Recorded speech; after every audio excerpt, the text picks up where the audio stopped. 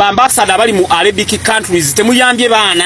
Ssegirinya atabuse ku nsonga z'abakadama. Bobiwine already ye president yaddira amalo g'endongo n'agayita mu byobufuzi. Ye Bajjo agudde bwenyi n'omukulu Kyagulanyi Ssentamu. Pulezidenti w'eggwanga Uganda asabiddwa okubanga agoba baminisita abeenyigira mu bulyake. TikTok Madubala naye mukuletedde n'amalala mangi mwegali gwe just wekumire weekumizi kujjika media otambule n'okumanya. Butereevu ntandise ne musajja mukulu Muhammad Ssegirinya. Ono nno emabegako twamulaba ng'akaaba nga gabannange abagala okunzita mu nsonyiwe, nina abaana nina ab'okulabirira mugende mutte abalala nze bannange munneesonyiwe. Kati nno avudde mwanattu n'alumba abeenyigira mu bulyake mu nsonga z'abakadaama. Ono ng'agamba abantu bagenda ebweru ne bakola naye tebafunamu basigala mu maziga. Naawe mwewulirireko.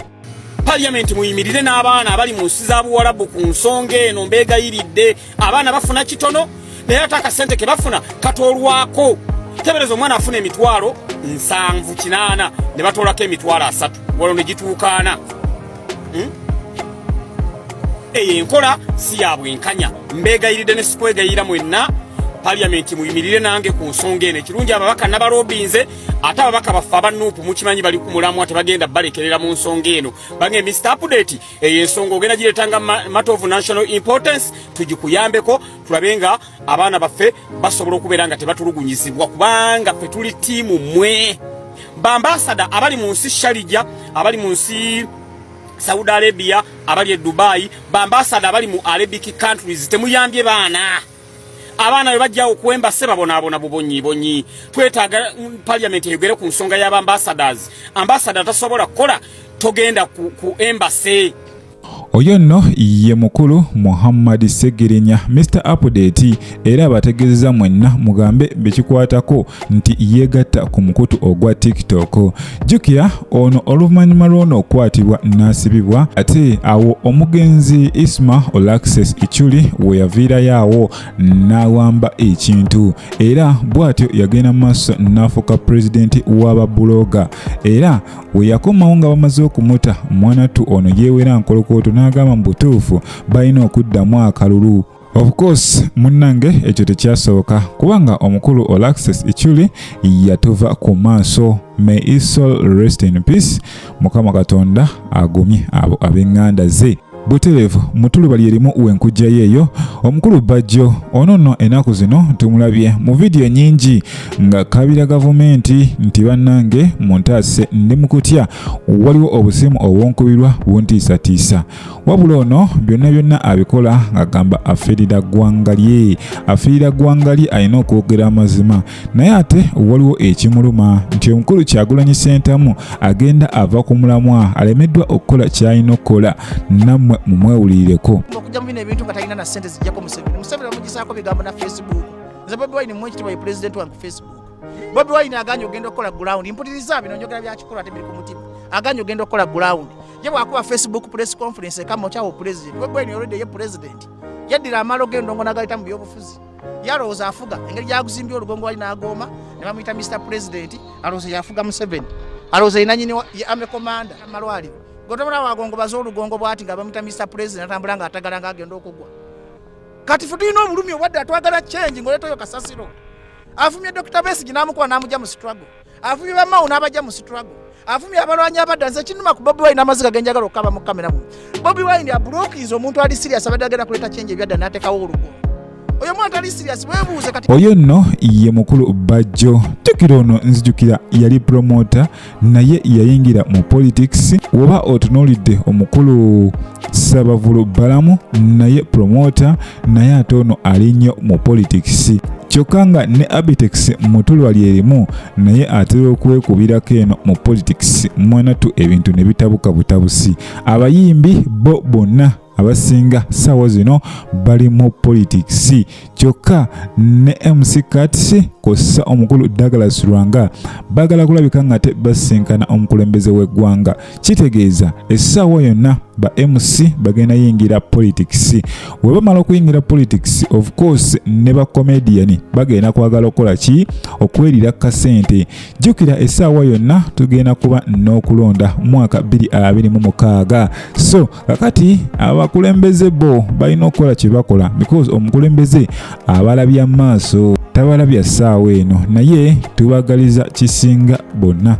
Of course wetuvaayo eyo omukulu Madubala ono no TikToker era yali akola live emu ku TikTok ye, ono no yagenda maaso najjayo kasava ye bwatyo nagiraga eggwanga.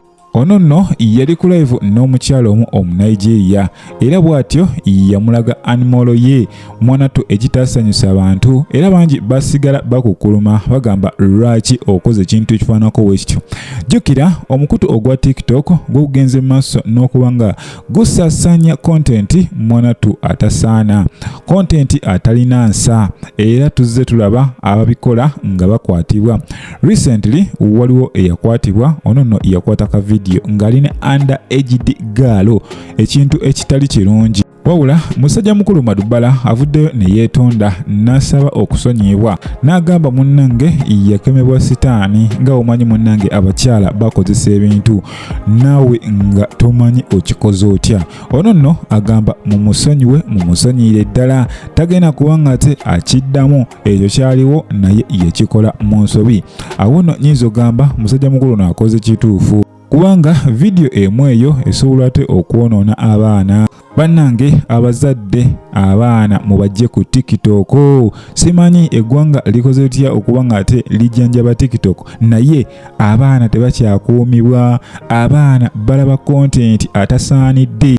Nyongera okujjukiza mukwano gwange nti oli ku KIKA Media, ensibuko y'amawulire. Butereevu gwatanaba kuba ng'osubscribinga, genda maaso subscribing, likinga, commentinga, awo nno tutambulire ddala bulungi nnyo.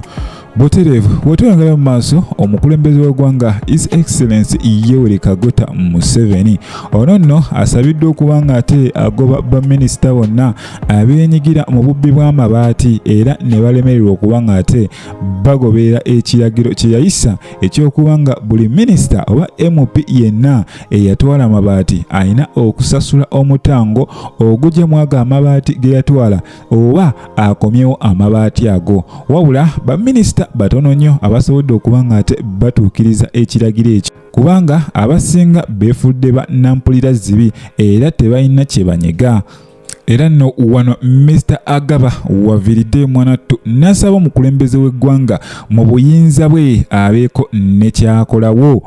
Jjukira emyezi giweredde ddala mukwano gwange 2 bukyanga omukulembeze w'eggwanga avaayo ng'ennaku z'omwezi 3 omwezi ogwa April. Wano nno oyaragira nti buli government official yenna eyatwala amabaati agazze.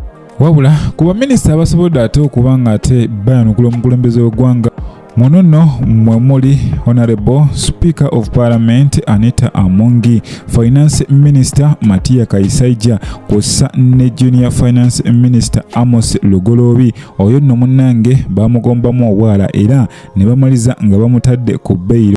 Awo nno ne zijja zireta Judith Nabakooba, oyo naye yakwatibwamu awo obwala.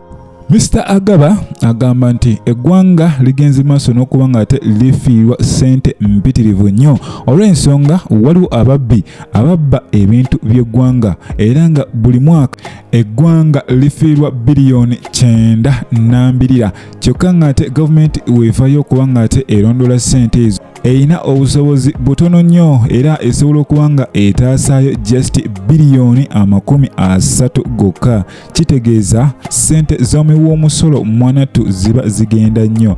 Bw'atyo nalagira omukulembeze w'eggwanga either agobe abo abagambibwa okuba nga beenyigira mu bulyake oba ababba amabaati babenga bawummuzibwa olw'ensonga ekyo kikolwa kibi nnyo, kikolwa kya bulyake, kikolwa ekirabisa gavumenti nti eremereddwa okukola omulimu gwayo. Bw'atyo n'asaba omukulembeze w'eggwanga abeeko ne kyakola.